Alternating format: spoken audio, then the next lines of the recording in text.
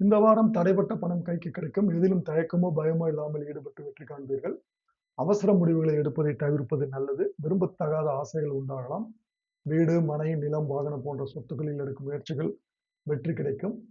தொழில் மாற்றம், உத்தியோக மாற்றம் போன்றவை உண்டாகலாம். எல்லா நற்பலன்களும் வந்து சேரும். பூர்வீக சொத்துக்கள் மூலம் லாபம் கிடைக்கும். தர்ம காரியங்களில் நாட்டம் அதிகரிக்கும். வியாபாரம் செய்பவர்கள் சற்று கவனமாக இருப்பது நல்லது. உத்தியோகத்தில் இருப்பவர்களுக்கு பதவி உயர்வு தாமதப்படலாம். வெளிநாடு செல்வதில் எதிர்பாராத சிக்கல்கள் ஏற்படலாம். கவனம் தேவை.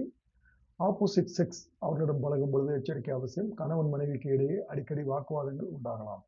அரசியல்வாதிகள் அடுத்தவர்கள் பிரச்சனைகளில் தலையிடுவதை தடுப்பது நல்லது. கடன் கொடுப்பது, பைனான்ஸ் போன்றவற்றில் மிகவும் கவனமாக இருப்பது நல்லது. கலைத்துறையினருக்கு வாய்ப்புகள் வந்து குவியும்.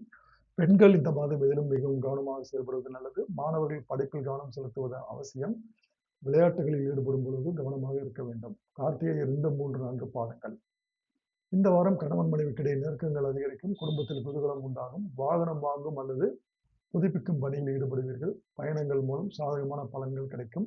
குடும்பத்தில் சுபகாரியங்கள் நடைபெறும்.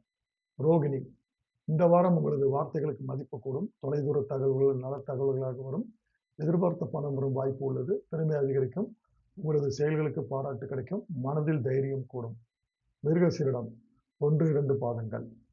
செல்வ சேர்க்கை உண்டாகும். எந்த ஒரு வேலையும் மன திருப்தியுடன் செய்வீர்கள். புத்தி சாதுரியமும் வாக்கு வன்மையும் அதிகரிக்கும். முக்கிய நபர்களின் அறிமுகம் கிடைக்கும். சுக்கிரன் சஞ்சாரத்தால் பணவரவு அதிகரிக்கும். பரிகாரம்: வெள்ளிக்கிழமை தோறும் அருகில் இருக்கும் ஏதேனும் ஒரு ஆலயத்திற்கு சென்று 11 முறை வலம் வரவும். பாடல் பெற்ற ஸ்தலமாக இருப்பது மிகவும் நல்லது.